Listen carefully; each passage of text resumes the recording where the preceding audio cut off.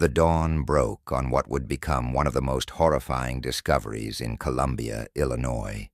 On that fateful morning, authorities would uncover a scene so disturbing that it would shake the foundations of this peaceful community.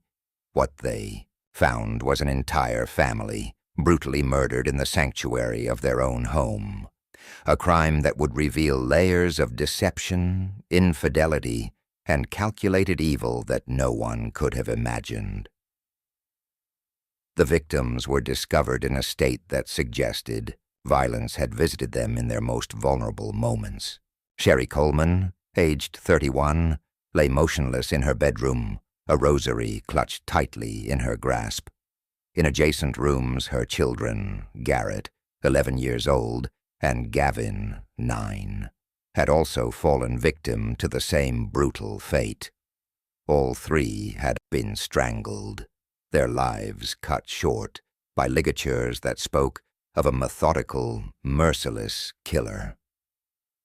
The initial call to authorities came in the early morning hours. Detective Justin Barlow found himself responding to what appeared to be a routine welfare check request.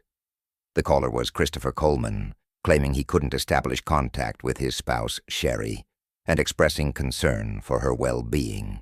Little did Barlow know that this seemingly innocent request would launch him into one of the most disturbing investigations of his career. Upon arriving at the Coleman residence, Barlow's trained eye immediately picked up on disturbing details. Sherry's body bore multiple ligature marks around her neck, accompanied by bruising around her eye that suggested she had struggled against her attacker. The children's deaths appeared swifter, lacking the defensive wounds that marked their mother's final moments. But perhaps most chilling were the spray-painted messages that defaced the walls throughout the home. Taunting words like "punished" and "you knew this was coming," that suggested this wasn't a random act of violence. The Coleman family had been regarded as exemplary members of their community. They represented the kind of wholesome, faith-centered household that neighbors admired and looked up to. Christopher Coleman held a prestigious position as head of security for Joyce Meyer, Poimbestas, internationally recognized religious figure and television personality. His background included military service as a Marine K-9 handler, and his marriage to Sherry Weiss, an Air Force military police officer, had seemed like a perfect union of two dedicated service members. Their courtship had been rapid and passionate, beginning during a military training seminar and culminating in marriage after a romantic trip to Chicago. The birth of their sons, Garrett and Gavin, had completed what appeared to be an ideal family unit. Christopher's role protecting Joyce Meyer had elevated their status within religious circles, and Meyer herself had known Christopher since his childhood, having worked closely with his parents, who served as co-pastors at Grace Church in nearby Chester, Illinois. However, beneath this picture-perfect facade, darkness had been brewing for months. Beginning in November 2008, threatening communications had begun arriving via email, targeting not only Christopher but also Joyce Meyer and her family members.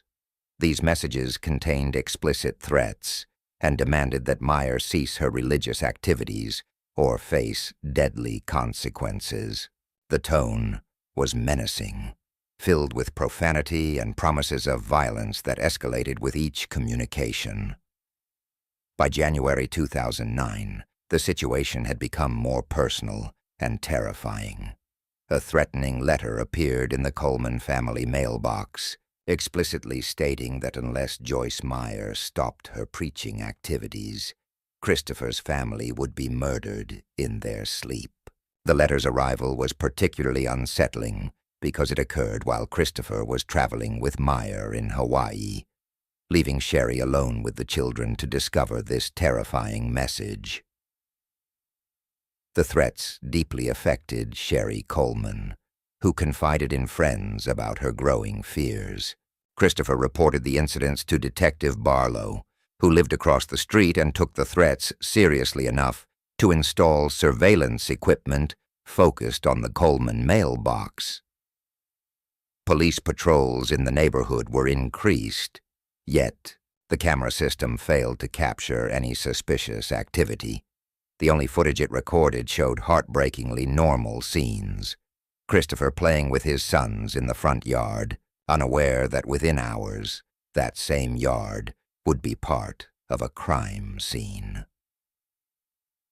On the morning of May 5th, 2009, Christopher followed his usual routine, leaving early for his workout at a gym in South St. Louis County. During his exercise session, he attempted multiple times to contact Sherry through phone calls and text messages. When these efforts proved unsuccessful, he reached out to Detective Barlow, requesting a welfare check on his family. This request would lead to the grim discovery that would change everything. Barlow, accompanied by another Columbia officer, approached the Coleman residence and noticed an open basement window. Their cautious entry into the home revealed the horrific scene that awaited them.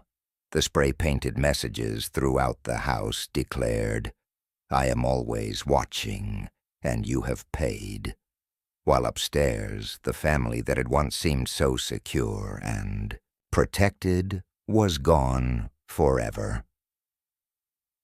What investigators didn't initially know was that weeks before the murders, Sherry had sent a text message to a friend containing a chilling prediction. If anything happened to her, Christopher would be responsible. She had confided that he wanted a divorce and viewed her and the children as obstacles to his career advancement. This prescient warning would later prove tragically accurate, though it couldn't save her life. The investigation took a dramatic turn when authorities began questioning why a security professional would be receiving personal threats related to his employer's activities. This line of inquiry naturally focused attention on Christopher Coleman himself, subjecting every aspect of his behavior and statements to intense scrutiny. What emerged was evidence of the ultimate betrayal within what had appeared to be a model family. While Christopher stood graveside, ostensibly mourning the loss of his wife and children, he was secretly communicating via text with Tara Lintz, a cocktail server from a poker establishment in St. Petersburg, Florida. The revelation was shocking enough, but what made it even more devastating was Tara's identity. She was Sherry's former high school best friend. Computer forensics revealed the full extent of Christopher's deception. His electronic devices contained explicit photographs and videos exchanged with Tara, documenting an intimate relationship that had been ongoing for months. The digital evidence showed that Christopher had saved personal details about Tara, including her physical measurements, ring size, and even a name they had chosen for a potential future daughter: Zoe. During his official duties protecting Joyce Meyer on the Hawaii trip, Christopher had actually been photographed with Tara in a hotel room, betraying not only his family, but also his professional responsibilities. When confronted with this evidence, Christopher's father, Pastor Ron Coleman, attempted to rationalize the affair by suggesting that Tara was fulfilling needs that Sherry wasn't meeting, claiming that men naturally seek respect elsewhere when they don't receive it at home. However, the investigation revealed something far more sinister than marital infidelity. Forensic analysis of the threatening emails showed they had originated from Christopher's own computer systems. The same man who had appeared devastated at his family's funeral had been orchestrating the very threats that terrorized them. Additionally, investigators discovered evidence along Christopher's usual route to the gym near the Jefferson Barracks Bridge and phone data analysis revealed that on the morning of the murders, he had taken an unusual, circuitous route home. Critical breakthrough came from renowned forensic pathologist Dr. Michael Baden, who concluded that Sherry and her children had been killed before Christopher left for the gym that morning. This timeline analysis was crucial because it placed Christopher at home during the time the murders occurred, contradicting his claims about discovering the bodies upon his return. Surveillance footage documented Detective Barlow entering the Coleman residence at 6:51 a.m., where he made the gruesome discovery. Christopher arrived home just 5 minutes later, pulling into his driveway at 6:56 a.m., mere seconds before the first officers arrived on the scene. What struck investigators as particularly suspicious was Christopher's reaction to learning about his family's deaths.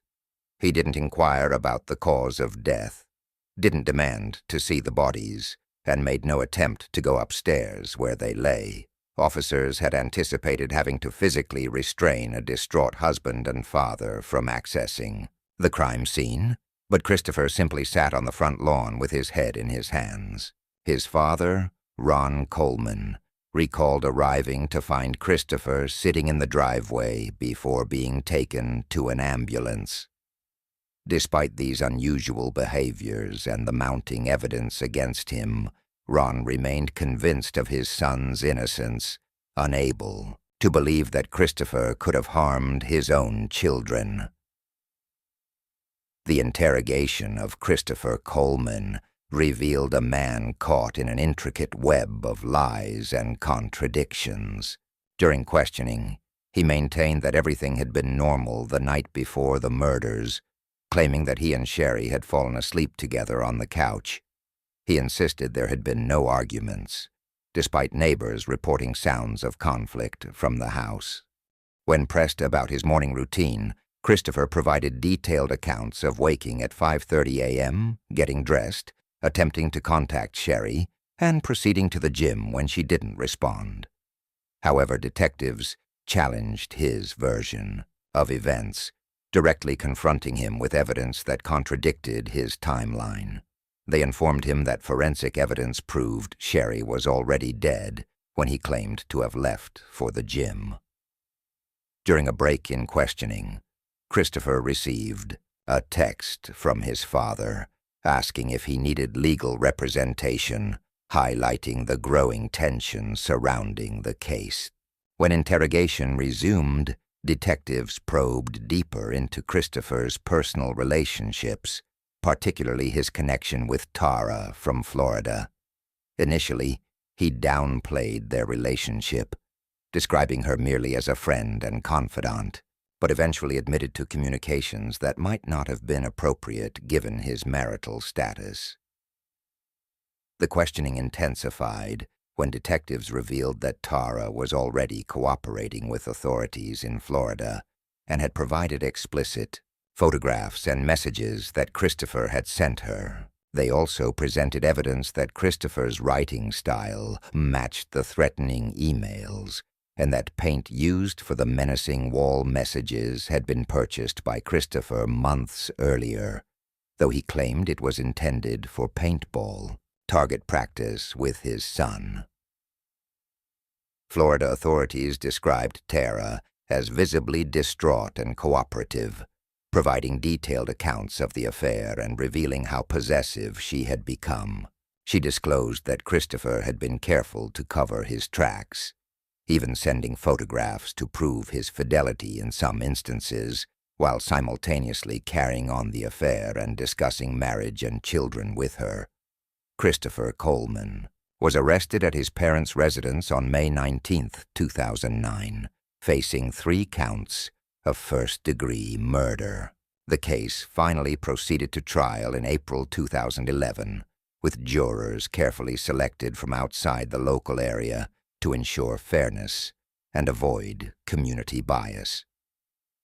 After 2 intensive days of deliberation lasting 15 hours, the jury reached their verdict. On May 5th, 2011, exactly 2 years after the murders occurred. The symbolic timing couldn't have been more poignant. Christopher Coleman was found guilty on all 3 counts of first-degree murder. Juror Kim Ferrari later revealed that initially, 4 jury members weren't completely convinced of Christopher's guilt and needed additional evidence to eliminate any reasonable doubt. That evidence came from an unexpected source: foam boards in the jury room that contained photographs on their reverse sides. These images showed Christopher and Tara together, clearly dated October 2008, which contradicted Christopher's insistence that their affair hadn't begun until November, after the threatening emails had started.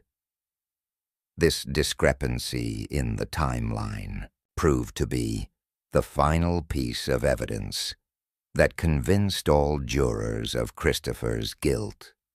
The photographs demonstrated that he had been lying about when the affair began, which undermined the credibility of his entire defense. Ferrari noted that once the jury saw these pictures, their perspective shifted dramatically and consensus was reached. Following his conviction, Christopher made the surprising decision to waive his right to jury sentencing, instead placing his fate in the hands of Judge Milton Wharton.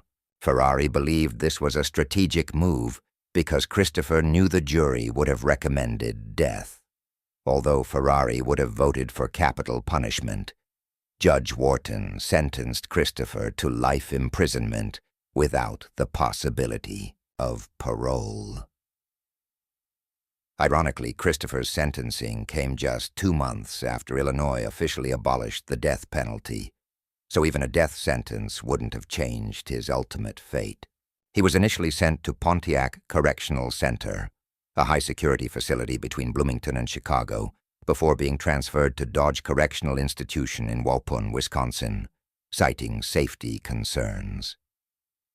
In December 2012, an additional tragedy occurred when the bodies of Sherry Coleman and her sons were exhumed from Evergreen Cemetery in Chester, Illinois, and reburied near Sherry's hometown outside Chicago.